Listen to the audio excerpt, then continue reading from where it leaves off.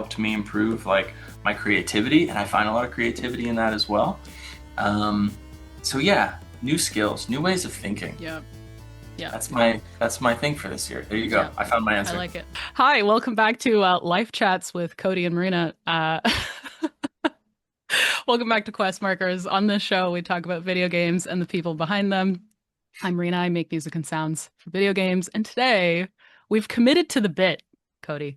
We said you would come back for January 2026, and you're Little do back. they know I'm never leaving. Cody, I'm so excited to have you back with us. If you haven't watched Cody's last episode from last month, you should. But Cody is now a Grammy-nominated composer, songwriter, music producer who has worked on games such as Resident Evil 2, Bayonetta 3, Devil May Cry 5, and most recently, Star Wars Outlaws. And he's the co-founder and CEO and creative director of Imperia Group, an audio and music company. So today we'll be focusing the conversation on some things that we didn't chat about last time. And frankly, I can't believe we didn't get to chat about some of these things last time. The episode will be timestamped as always, so feel free to jump around. Let's get into it. And Yes. Cody, before we get into your introduction, I have to ask, as is tradition, Yeah. what are you drinking? I think I teased the product. I teased, and it's back by request actually. I actually don't have like the trifecta of fluids today. In front of me Oh, is one piece of the Holy Trinity. I only have caffeine today. And I have excellent. it I can in, hear the angel singing. yes. You could put like in post production, just put like Yeah, a little clip yeah, in yeah, here, like yeah. maybe it's like the Halo theme song or something. Um, and by popular demand, I brought my grandmama's cup back. I had a different one, You and did. then for all you listeners out there, Marina was like, "Where the hell is that cup I like?" And Yeah, I literally ran and made a mess pouring coffee into another mug. And then that's true. Can confirm. I do appreciate you bringing back. what are you drinking? What are you hydrating on? I know I hydration. have, do you know what? It's just a black coffee. It's a long black or an Americano, as one might say. So just espresso and Just hot water, a little bit of water. a little bit of water.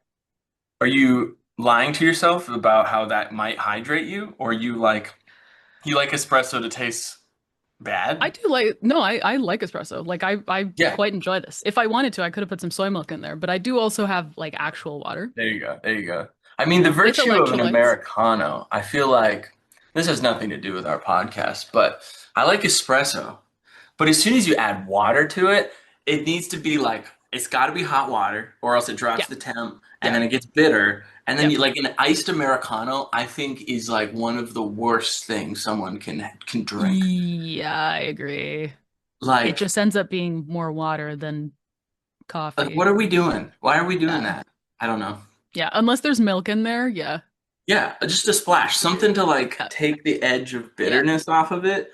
Because like I get the virtue of like water, splash of milk, not so milky, Yeah. takes the edge off. Or like the espresso tonic. I've never done one of those. I don't know what Oh, that's I've never about. done that. Yeah. Yeah, okay. Well, No the idea. next episode next month, Yeah. we'll both try the espresso Perfect. tonic, and Easy. then we'll discuss the Report back. virtues of the espresso tonic. Perfect. Done. Cody, for folks who haven't watched the last episode, which you Yeah, absolutely should, could you yeah, please give us a little introduction? yeah. Cody Matthew Johnson, born and raised in upstate Pennsylvania. Did a lot of different things in the tiny little country town that I grew up in. A lot of the musical things that were available, small ensembles, band, marching band.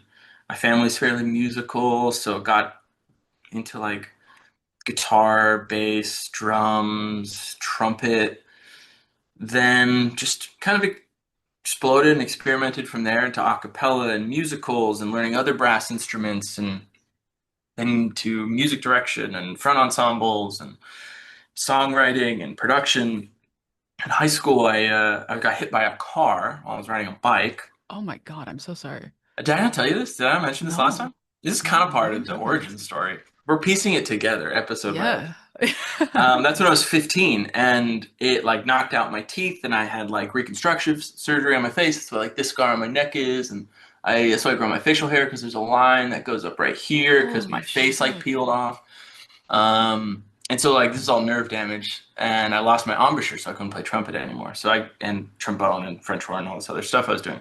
So I got deeper into like music direction and production, songwriting, and being in bands and doing all that, which ultimately led me to LA. I was gonna do like pre-med, trying to be like, trying to help Mm, people. I think like the mm, consistent message across like my decisions for careers has always been like trying to help people in the way that either doctors helped me or music helped me or video games helped me, film and TV, whatever was having like we just kind of talked about like a vessel of like therapeutic escapism was mm-hmm, what I normally say is this idea of like maybe rebranding escapism to not have a negative connotation, but this idea of like just for a couple of hours at the end of my day, I just want to go somewhere else. mm-hmm. That might be a game, that might be, that could be snowboarding. That could be, going playing a game. Did I say that? I already said that. Listening to an album, whatever it is.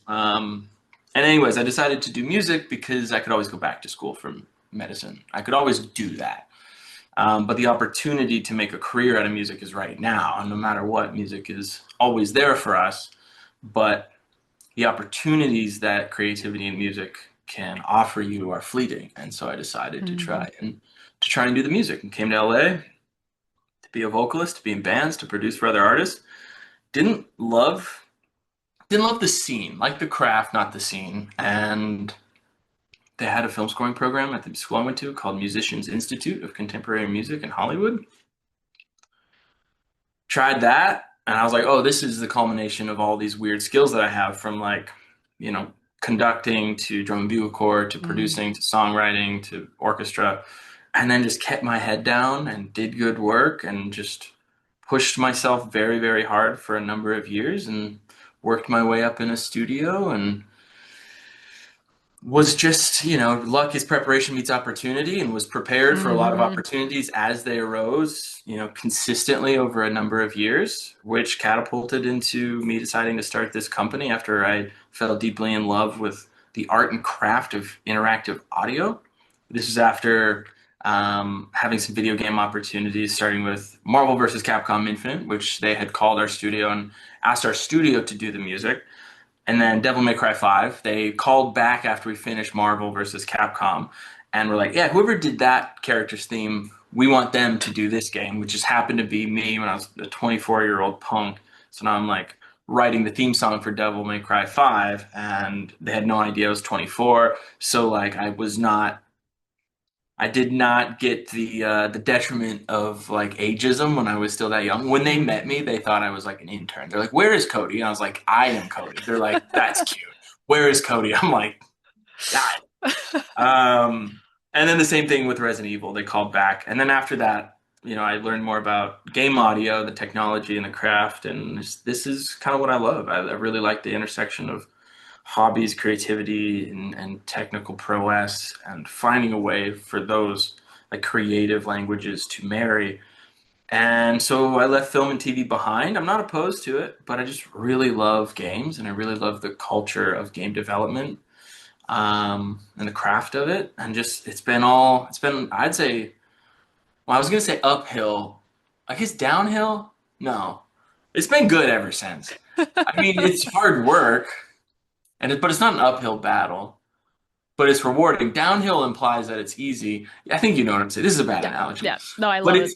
it's been steady and we've been growing and the team is doing great. And now Imperia, the company I started in 2019, end of 2019, launched in 2020, is now multiple divisions, multiple record labels. We've expanded outside of just creating sound and music for games into, having a kind of a first of its kind interactive music licensing label. We have a soundtrack label. Um, I'm really just trying to combine all these different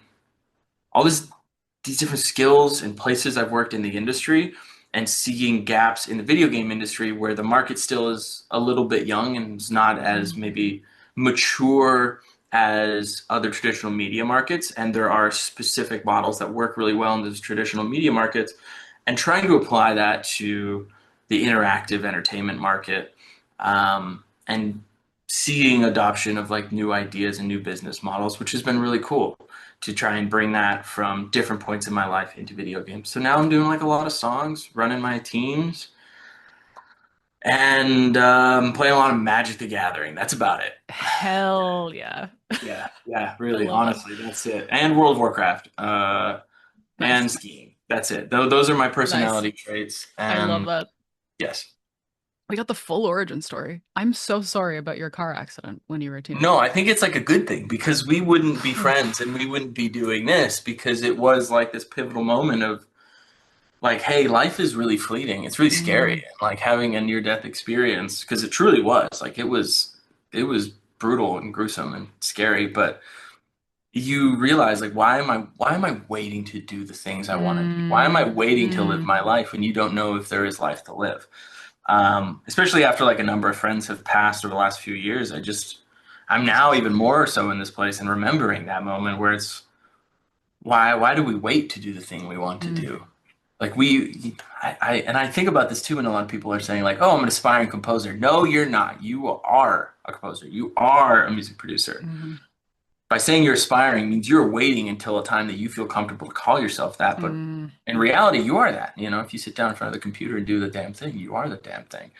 And I don't know, I apply that philosophy to just a lot of things in life. We were talking earlier too about like trying to save time or improve and become more efficient to create more abundance. And it's all kind of mixed into the same, mm, I don't know, recipe, sauce, mhm, whatever. The same spirit of it is just do more of life. I just like want to put as much life into my eyeballs and my ears and just like really take in as much life as possible because like and that includes like sitting on your couch. I don't know. I'm going on a totally different tangent here, but excuse me. it's kind of all wrapped up in the same thing and like the spirit of my career and accepting the blessings of the universe and not like rejecting things out Mm, of pride or spite or something like that. Just like being saying yes, like okay, yeah, I'll try. I'll go that direction. Oh, you're pulling me this way. I'm gonna go with the natural order of things because not only will it be easier, but you'll be exposed to new things, and you can mm. always make decisions later to course correct or change your path. But I love that. I just had a conversation a couple of days ago with a couple of friends, and we were talking about the quote, ready is not a feeling, ready is a decision. mm, mm, You decide that you're ready and you go and you do the thing and you get the experience from the thing. If you're always waiting for the feeling of I'm ready, it's the same thing as waiting for someone to give you permission to right, do anything really right. in life. It's But yeah. I think about and this quote applies to only some very specific scenarios, but like, don't ask for permission, ask for forgiveness. mm, I do that with myself. Like I will go and do the thing, and I won't, like you're saying, it's like if I'm waiting for the feeling of readiness, if I'm waiting to give myself permission to do something, I won't do it. yeah. But if I go out and do it and I fail and I blunder, to some degree, like I'm trying to be prepared. I don't want to fail. I don't want to blunder. But if it doesn't go the way I want it to, I forgive myself and I go, okay, let's try it again. Hmm. But like let's just apply that same momentum, I don't know, philosophy, way of being and doing. But I like that a lot. Mm-hmm. Readiness is a choice, not a feeling. Mm. It Yeah, is. I've been sitting on that one for a bit. What do you what have you chosen to be ready for recently? Oh, Yeah. what a question. Yeah. I'm interviewing you now. Yeah, you are. What have I chosen to be ready for? Holy shit, I don't know how to answer this Yeah, I don't question. know. And maybe it's more of like a rhetorical question Yeah. because I find myself at, crossroads, even maybe every day or every week saying like, oh, next week after this thing is done, I'll start this. Mm, Or I don't want to do that right now. I'm too stressed. Like I'm not ready to take on the burden of this thing that I know it's sitting there. Like, don't tell my mom I got a speeding ticket last year. Okay. It's like one of those zones where you're like going one speed and then it like quickly changes and there's like a cop or right there. He gets you. Um, and I like filled out the ticket form and I chose the wrong option and I didn't do traffic school. And then my insurance skyrocketed and I waited so long to contact the oh. court and I was like, because I just like wasn't ready for them to reject my request to Mm, go to traffic school. And I waited until unbeknownst to me, the day that the cutoff was. And I had reached Oh, out to wow. them. They're like, actually, today is the last day for us to be able to do this. So do you want to do it? Will you go to traffic school today? And I was like, yeah. Oh, yeah, I'll do it. Oh, my God. And then in my head, I'm like, I almost missed that opportunity. Like, Yeah. I appreciate whatever forces in the universe that like pushed me to make that choice at the last possible moment. But I kept telling, like, I think in the same spirit of what you're saying is I kept telling myself I wasn't ready to face like the potential disappointment or, the embarrassment, like face the Mm. embarrassment of like not only speeding, but choosing the wrong option and not being attentive to things. Anyways, I guess that I like that to You know choose. what? I I think I'm ready to worry less this Yeah. year. I Oh, am a worry wart. I love worrying about things, and it never changes the outcome sure ever. doesn't. Like Sure doesn't. action is always going to relieve that anxiety. I am ready to not choose to sit in my own anxiety this year. I think that's a big one. Actually, I don't do New Year's resolutions. I pick like a word of the year. Okay. Yeah, Um, yeah. and it tends to be more symbolic so that I can assign my own meaning to it. But my word of the year this year is rose because they are some of the Bro. most resilient flowers Oh, ever. I thought Like you meant they in like an Excel doc, Oh, like no, no. Like rose. like And the I was flower, the like, flower. okay, like I'm tracking, I'm tracking. Got it, yeah. They are some of the most resilient Mm, flowers around. mm, They will get through a harsh winter, they will still be standing, and I like kind of that visual of being really anchored and being really resilient no matter what comes your way. So I'm I ready to like be that. resilient. I'm ready to let go of anxiety. I'm ready to have action remove my anxiety because inaction frequently brings anxiety, I think. I think a big part of like the inaction of it all is it's easy to choose the option of not choosing, but that's Mm, a choice in itself mhm. because in the same sense of like self-sabotage is you are hurting yourself in a way that is predictable and that you know before an external source can hurt you based on, Yep. a decision you're making or a way you're behaving. Um, but there's power in just being resilient or making a decision or being ready to do something rather than waiting for the right moment. Hmm. I think that applies to anything, right? Like it Oh, applies yeah. to like, oh, there's this opportunity. Like, should I apply for this opportunity? And it's like, just do it, right? Like, just Do it. you're ready, just do it. You know, One of the first, see what happens. one of the first, like, I actually was coming back from PAX East in 2019, which is when I decided I would want to get into like game audio.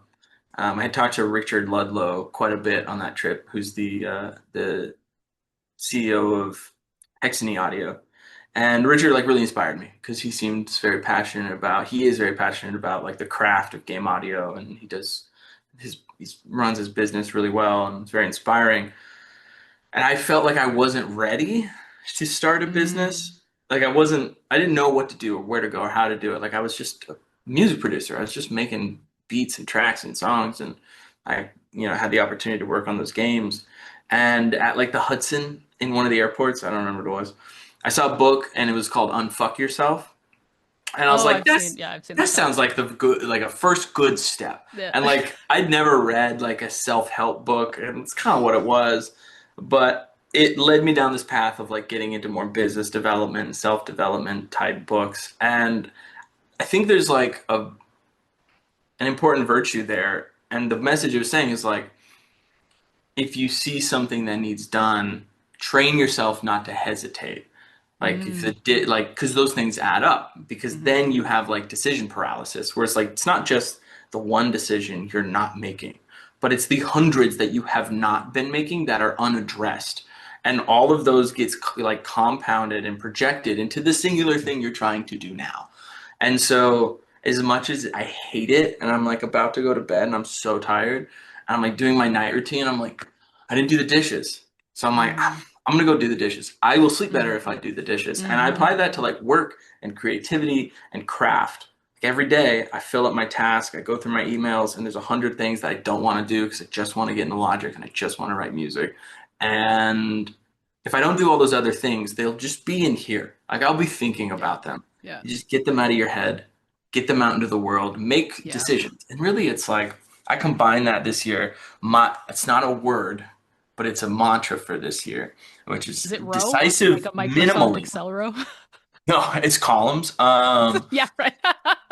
So this year it's Sorry, I decisive appreciate it. minimalism. So on top Okay. of this practice of decision making and I guess readiness and all these things we're talking about is doing it in a way that owns your influence without justifying why you're saying what you're Mm, saying or how you're saying what you're saying, without feeling a degree of like overcompensating or anything like that. And by doing that, it's like reduced that sort of anxiety decision making because I'm not just deciding of like if I'm going to do this or if I'm going to say this, but I don't need to decide how I'm going to say it. mm. I'm just saying it in a way that feels genuine and is straightforward and is just honest without trying to take into consideration like the potential fallout of like how people might perceive it or how people might think of me. That reminded me of something that was very much like embedded in the culture of a place that I used to work, Mm. where it was like first and foremost assume kindness. Like assume Hmm. kindness and Hmm. generosity from others so that when you show up, and hopefully you're showing up with kindness and empathy, but when you show up, people will assume the best in you. And it helped, going back to your point about efficiency, like it helped everyone just be able to communicate so much faster and solve problems faster and do things faster because we would show up kindly and everyone would assume kindness and kind intent. And if something came across the wrong way, we'd be like, hey, let's talk about that. Yeah, But it was really nice because it like no one was kind of pitted against each other. It was like, hey, we're here doing shit together. right. Off we go. I love that. Um, Also, before I forget to ask, and I know you're going to deflect, Oh God. Oh what's no. it feel like to be nominated for a It's Grammy? it's cool. Congratulations. Thank you. Thank you. Thank you. Yeah, it's cool. It's pretty surreal. I have people from like my hometown who I haven't talked to in 14 years. What year is it? 14 years, who text me out of the blue, hoping my phone number is the same. And they're like, Yeah. I was just looking at the Grammy noms to see if my favorite artist was in there. And I saw your name. And that was crazy. It was like, they were like, I was thinking about what we were doing, 14 years ago in high school. And I was like, it's so strange to see like so many parts of my life rushing back in because Mm. and it's reminded me a lot of like, we have chapters in our lives, but music is such a strong connector of people and emotions and like all of these different things are coming up outside of just like, yeah, that's cool, we're recognized, but when people start showing up again, reconnecting over like music and things we've shared and experiences that we've shared through music, I'm starting to reappreciate like the joy of music outside of just Mm. making a cool beat, putting it into a game, winning an award, feeling good about myself for about a half a second, and then moving on. But it's this one more than others because I've been fortunate to get nominated for a variety of awards. I Mhm. barely win them though. I only get nominated. I'm like the most nominated video game music person of all time, but like my ratio is bad. It's like I've got way more followers, no, way more following than followers. I'm like, this is my ratio is way off. You don't know what's going to happen though during the Grammys this year. No, So, but are you what? ready to going back to are we ready? Are you Ooh, ready to accept a oh yeah, I'm Grammy ready to accept it. I if you win? will gladly accept the Grammy Award for whatever the category is called, Best Score Soundtrack for Interactive Media or whatever it is. Let's just say the Grammy for video games. Way easier. I don't know who named that category. No, I think they want to open it up to other types of interactive experiences, but I'm ready. I'm ready to do it. I'm nominated alongside Wilbur Oje, Hmm. who I think is the star. I consider myself just like along for the ride. So in the sense that I'm ready, Will just gets the mic. Will's gonna riff. I'm gonna give him the whole moment. And I'm prepared to just be present and try to just enjoy it and think about the love of music and what music has done for my life. And yeah, the Grammy thing has been this really like sobering and warm and welcome experience of remembering like the joy and the reason why we do this stuff to begin with. Mm, Far above all the other ones. Far above. mm. I don't know. It's Congratulations. crazy. It's crazy, but I'm ready. That's I'm awesome. You're I'm ready. ready. You're ready. And Are well you deserved. ready? Again, like I've only listened to a portion of I'm ready. I'm ready for you to win that Grammy. I've only listened to a portion of the soundtrack because I want to play the game and I don't want to spoil myself too much. But like, Yeah. yeah, the stuff you wrote was fucking awesome. Thank you. For Yeah, the little bit that I've listened. I have not played the game that much. Because I'm quite the stereotypical like gaming completionist where if it's an open world game, I won't golden path to the end. I will exhaust everything possible with like the tools that I have when I'm playing the game. Might say a lot about who I am as a person, but that's what I end up doing. And so I've put a lot of hours in the game, but I still have not left Tashara, which is the first planet you get to. Mm. So I really have only heard like 5 or 6 of my songs. And whenever I like zoom past a boombox, I'm just like, oh my God, I can't wait till I get to a new planet so I don't have to hear that song anymore. But it is kind of cool, just like zooming around on like a speeder bike and you pass some dude who's just like, I don't know, frying up kebabs and just like your song is blasting with like Doppler effect as you drive past it. It's kind of cool. That's pretty It's cool. cool. Yeah, of course that's cool. Yeah, it's pretty cool. Um, do you know what? I have an answer for you and what I'm ready for. Yeah, I love it. And this will maybe segue us into the next topic. Ooh, I love a good I segue. I am ready to fully embrace failure this year. Ooh, yeah, Yeah. okay. Like I'm ready to do the things that where you don't know if like something's gonna work out or not. And I'm ready to just go for it and see if it works out. And if it doesn't, cool, we learned. And if it does, cool, awesome. I tried XYZ thing. Doesn't have to be professional, like it could be personal too. Yeah. Yeah, I'm ready to embrace failure this There year. is the analogy of the light bulb of like how many bad light bulbs were made until like Yeah. one really clicked. So I think there is a lot of validity in that. But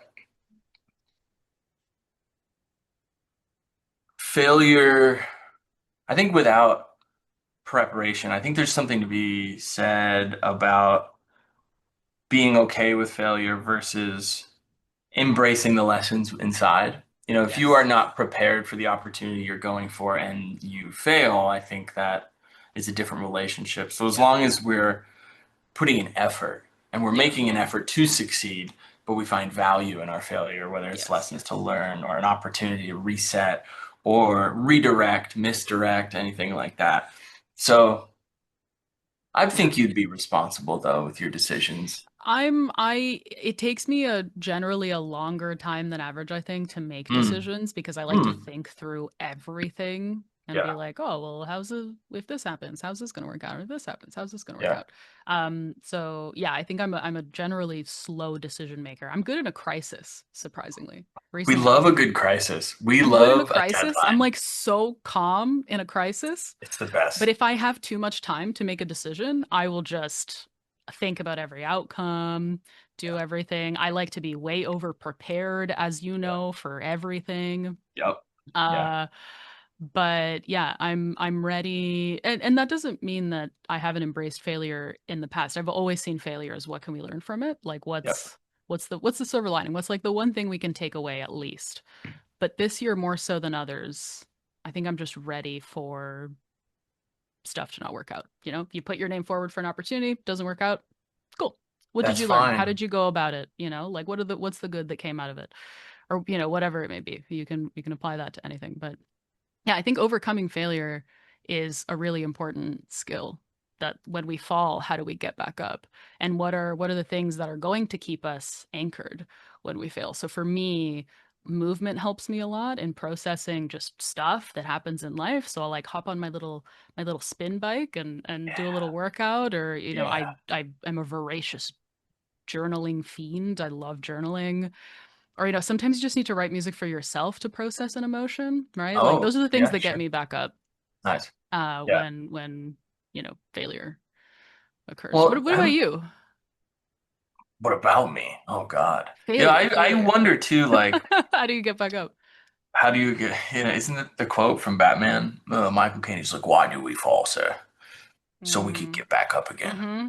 Mm-hmm. Um, yeah, there's something that I think about a lot, which is like I struggle with this idea of I need to be constantly improving and constantly efficient. And I once told myself, or not told myself, I told someone about myself, I was like, I strive for perfection, and when I settle on excellence, I'm disappointed in myself. Mm, And trying to change my relationship to expectation. And a big part of like failure, and I think a lot of what we're talking about is like recontextualizing connotation of failure to not be mm, like such a negative thing, destructive thing. But I always push myself like, what is the thing I can learn from this moment? Usually to not repeat it again because I'm mm, so hard on myself. Or what is the thing I can learn from this so I can continue to grow? And I've started to question like, does there need to be a lesson in every failure? Can we just accept it and accept the fact that there are factors beyond our control that we cannot control? We did our best and we just need to continue to do that. And I think that's like an honest assessment that we need to all have with failure as well. Because, like you're saying, you put your name up for a gig, you are perfectly capable of doing the gig. So are most of the people that put their names up for that gig. You put time into your reel, you put time into all these things. There could be nothing wrong with all that, and you never get the opportunity. mm-hmm. And it goes to somebody else. For any given reason, their name was first alphabetically, their name was last alphabetically. Like, your last name was the first name of their first boyfriend and that triggered them, like literally anything like that that is out of your control, and there's nothing you can learn from that experience or Mm. nothing you need to learn from that experience. I think But discerning those things is important because we can get yes, caught in that trap, I think, of like forcing ours, like, why, how can I learn from this, how do I not repeat this, anxiety spirals, whatever. you know what though? I think a byproduct of failure is resilience though. Like going back to resilience. 100. If anything, you get better at getting told no, or you get better at something not working out, right? Right. And then it's Yeah. easier to bounce back. I don't know. And I very no no go ahead. I was saying we become less precious with Yeah, the that's good. things. We become less precious with this concept of like our identity is tethered to our successes. And so failure isn't a critical failure of who we are as a person, but it's just a failure of something else, something we were doing, but not who we are, Hmm. and not like what we do. And I think it takes resilience is a skill that is honed, and it just takes a lot of rejection and a lot of failure to, in like a weird way, dissociate your personality Hmm. from your craft. And like it still hurts a little bit no matter what every single time, but we get better at like processing that pain and learning from it if there's something to learn, but letting yourself feel it and then just like, keep trucking, keep moving forward. Yep. Don't let it slow you down. Yeah. Yes. Yeah. Yeah. That's good. That's good. Don't let it That's slow good. you down. Yeah. Yeah. I like that a lot. That's a good one. I know we have less time today We do a than we little did bit last less. time. I mean, I think we Uh went way over. We were yeah, yapping we went last time. we were yapping. We That we was were like yapping. 2 episodes in one episode. Yeah, but that was fun though. Yeah, yeah, But okay, we're on this theme of I don't know, we've been talking about like the year maybe. yeah. Um what's something new that you want to try this year? Just in I career. say that because I know you're going to ask me the question and I have one. I have an answer for You're you. like, I've got it. It's loaded in the chamber and I'm ready to go. I'm at an interesting place. I'm actively assessing what my next chapter of goals are. Mm, Where I had built up a lot of goals for like my 30s, my early 30s, and some of them I accomplished, some of them I exceeded, others fell short because of factors that couldn't control, like COVID and things like that. mhm, That inherently put roadblocks to the path that I was on or delayed certain things. Um, and I'm kind of at a point now where I'm asking myself, like, what does the next 5 years look like? What does the next 10 years look like? Um, a big thing that I try to do is a lot of the goals I set are moving targets intentionally. Like there's this Matthew McConaughey quote where he's like, what's the thing you chase? You need something to chase. The thing that I chase is myself 10 years from this exact moment. Mm-hmm. Because I will never achieve what I am 10 years from now because it is a butterfly of change. If I decide not to go to a meeting tonight and meet a potential client or go out with a friend, I might be a totally different person in 10 years. Mm-hmm. And I'm constantly looking like, okay, what does the 10 years from now version of me look like if I make this decision or if I choose to do, if you're at a crossroads, like which road do I want to go down? Which feels the most genuine to me? Anyway, so that's a lot of the stuff I'm thinking about. I don't know what I wanted. Like, what's the thing this year? I don't know what it would be. Something I want to try, something I want to do. I don't know. I'm still figuring that out. I don't have an answer. I usually have answers, and I like really don't, but I also kind of like that I don't. Mm-hmm. I think it's helping me be present. Um, while at the same time, like keeping my gaze 10 years in the future. But Mm-hmm. what's your thing? What is yours? Now I want to know. Maybe mine's the same. Mine's the same. Whatever it is the I don't same. think it is based off of what you said in Okay. your when we were talking about kind of your at the beginning, your path into music. I picked up the bass guitar. I've been wanting to pick up the bass for a really long time. Do you know what? Everyone, yeah, I'm pretty sure you've got That's a bass at least guitar right there, I one over there. promise.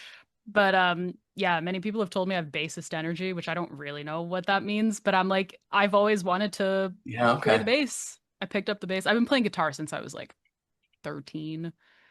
It's gonna be so easy for But you. Don't worry. do you know, it's so funny because when I like the first time I tried playing it, I was like, oh man, like I knew these strings would be a lot bigger, but Yeah. holy shit. And then I spoke to a friend later that day and he was like, you play guitar, how are you holding that bass? I was like a guitar. He's like, no, you can't do it with your fingertips. Yeah.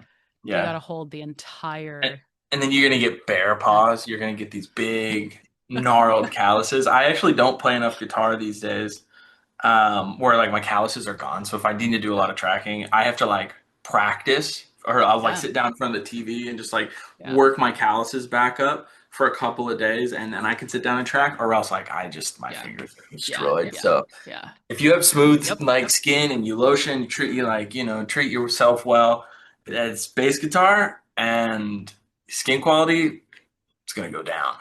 But Yep. it's a new skill, I like your answer. I'm gonna steal it. It's a new way of thinking. You pick up a new Yes. instrument, you think differently about like the your musical faculty and the way of you see different relationships. Like I like guitar a lot. If I'm stuck writing on piano, I'll move to guitar Hmm. because the nature of the relationship with the fretboard changes how you think about music, and like the voices and things like that. And the same thing applies to bass guitar and sort of a limited capacity as well, or other instruments. So I love new ways of thinking. So no matter what, I think every year pick up a new way of thinking, something that is going to open your world in a little bit different of way. New language, bass guitar. I don't know. I really want to learn how to ski backwards better this year. Like Wait, really? something. Yeah, for actuals though. That's pretty high on my list is getting better at that. But Skiing stuff like backwards? that. Skiing backwards, yeah. Yeah. Genuinely? Yeah, yeah, ski backwards. I can't Like tell whether you're being no, serious.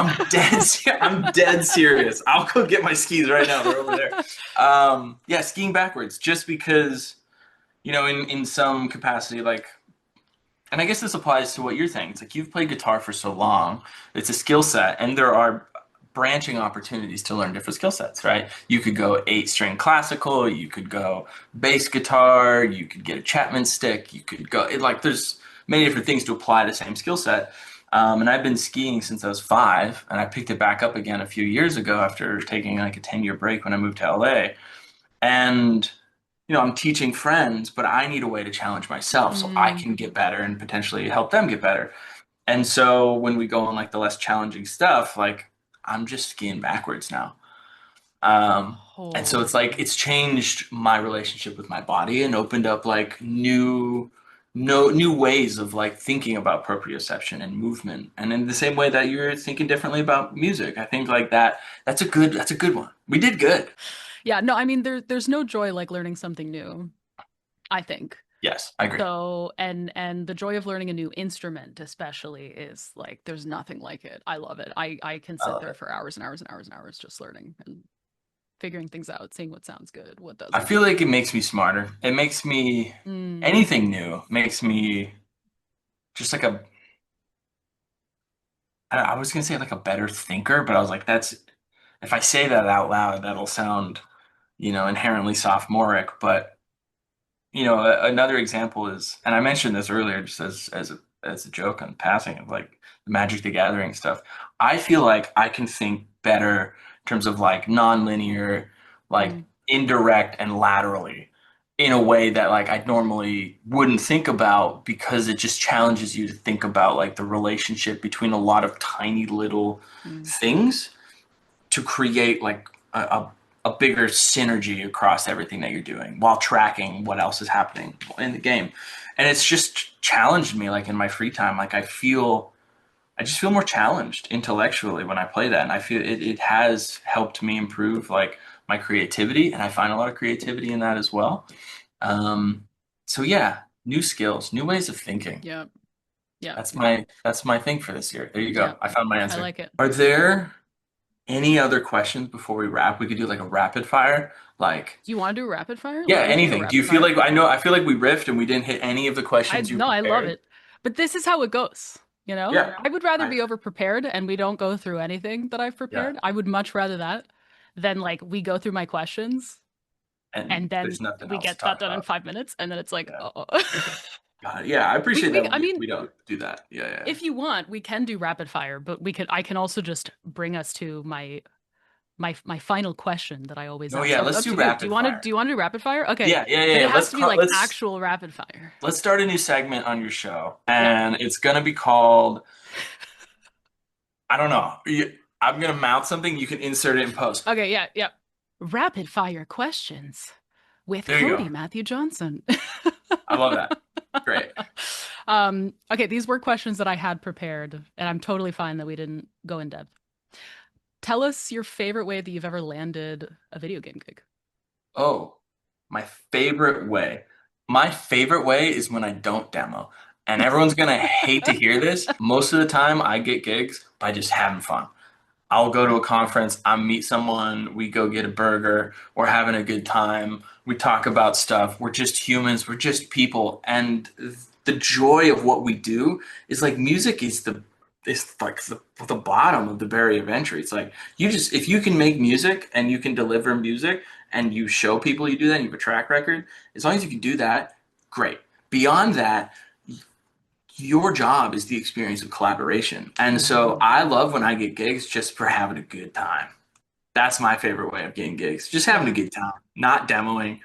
Just like, hey, dude, you want to have fun for the next 12 months and make music? Yes, Yeah. let's do it. I really value working with people when we jive well together Yes, as well, right?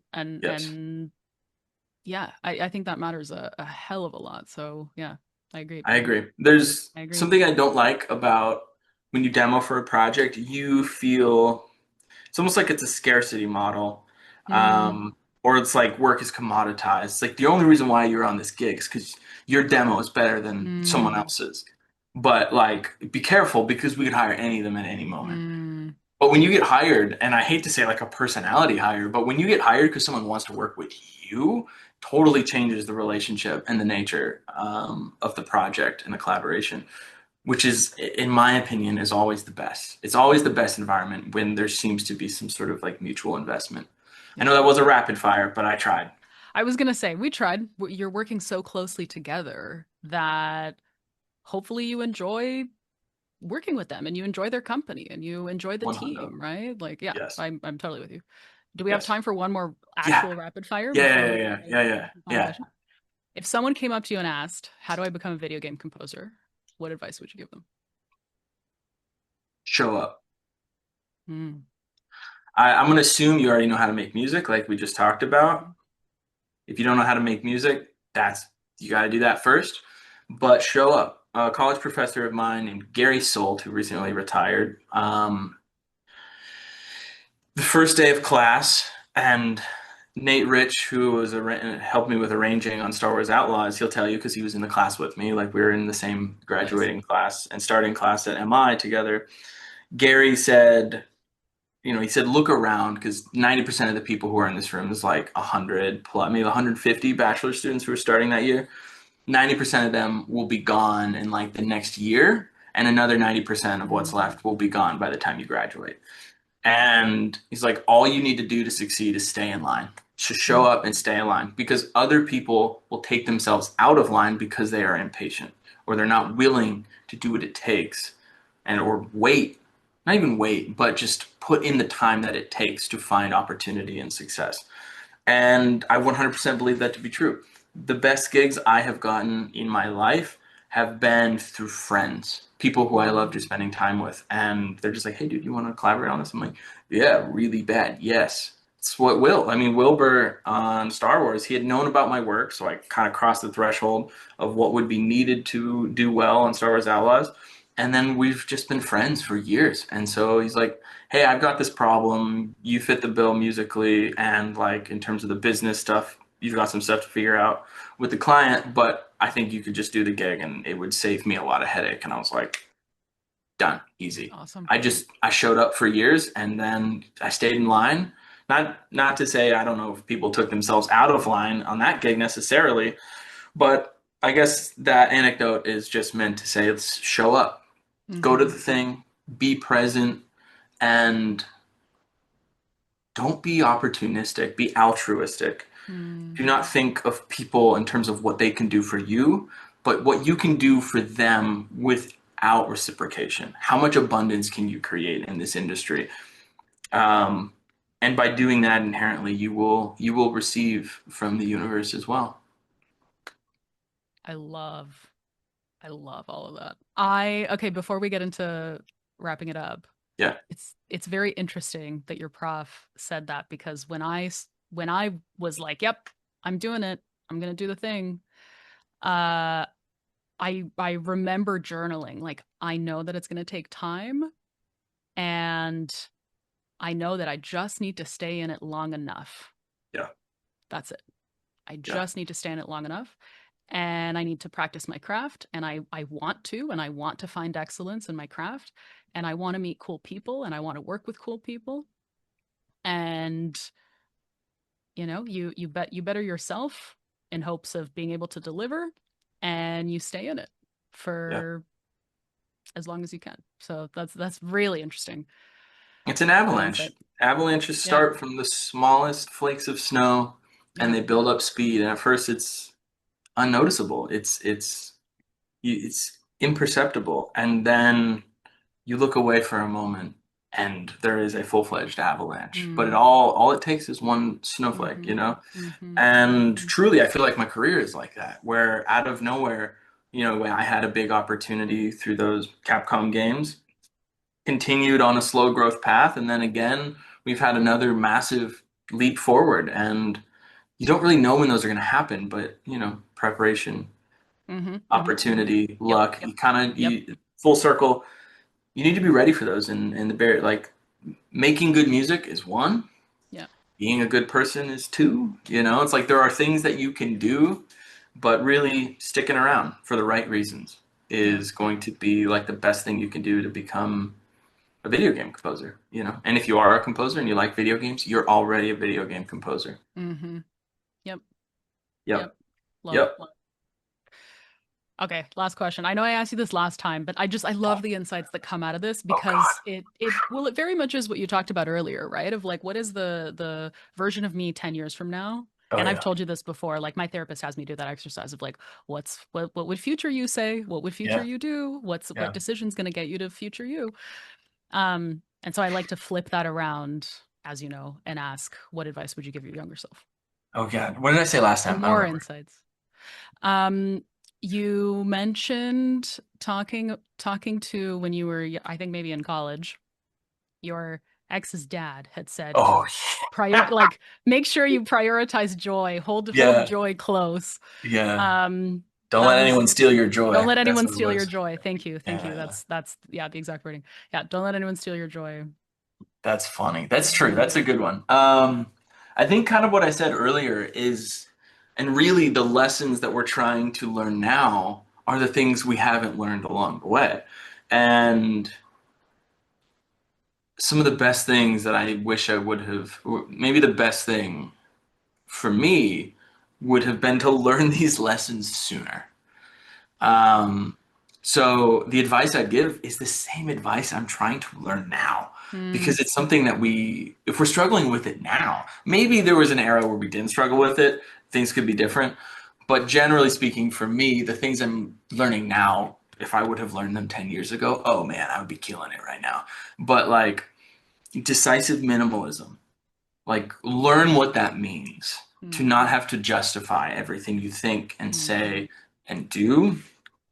That's a big one for me right now that I think in addition to like don't let anyone steal your joy, it's up there with being at ease and finding acceptance with yourself and being present because a lot of those things we talked about have to do with like the anxiety of perception mm, or internalizing people's responses. And it's a matter of feeling present and accepting the way you think and who you are and what you like and your preferences and your tastes as they lie and not letting too many external influences, disrupt your joy. Um, yeah, so decisive minimalism, owning your influence. That's a newer one that I wish I would have known maybe a few years ago before my influence as, a business owner and a creator really started to take hold. And I really only noticed it maybe in the last year. And in a lot of ways, I think I enabled people to take advantage of me or mm, enabled some, bad habits or behaviors of people who I was working with. And to the degree that like I didn't own my influence and I was seeing the world through the lens of maybe who I was in the past, looking up at the world rather than like looking out at it. Um, if that makes sense, if that visual mm, makes any sense. mm-hmm. So those are the things I've been thinking a lot about now lessons I wish, little Cody, past Cody would have known. And little by no means, maybe in knowledge of the world and life experience even 5 years ago when at the inception of this company or at the early stages of this company. I think 5 years ago I was doing Trek to Yomi. Like I was about to launch Trek to Mm. Yomi 5 years ago. Or was that 2022? I don't remember.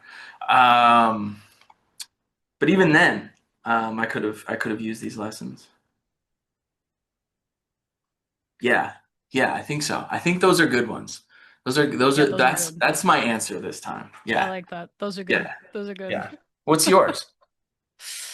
Do you come up I with a new one every episode, or no one asks you? No one asks you for me. generally, yeah, generally people aren't like, "What's What are they yours?" doing? So, What yeah, right. what are they? What are your guests doing? They don't care. What? This is valuable information. Um, I have a lot. I would tell my younger self so many things. I think one would be less planning, more doing. Oh, I when I was younger, especially, would really get lost in planning. And it's like a plan can only take you so far. Like I like being prepared. I like yes, being thoughtful. yes. I like investing the time to come up with an opinion on how to solve a problem while remaining open to whoever else I'm solving that problem with, and hearing their thoughts and opinions on how to solve it. But when I was younger, I would just get stuck in planning and planning Mm, and planning and planning and planning. And if I could tell younger me something, it's just start. yeah, Just one action instead of yeah, another hour of planning. Just do one action. I don't, for whatever goal. It doesn't matter. Just take yourself out of your head and do something, right? Just To do bring it. you Sit closer down at to the whatever computer. you're. Yeah. I mean, Yeah. it's the hardest part. Getting started is the hardest part. Agreed.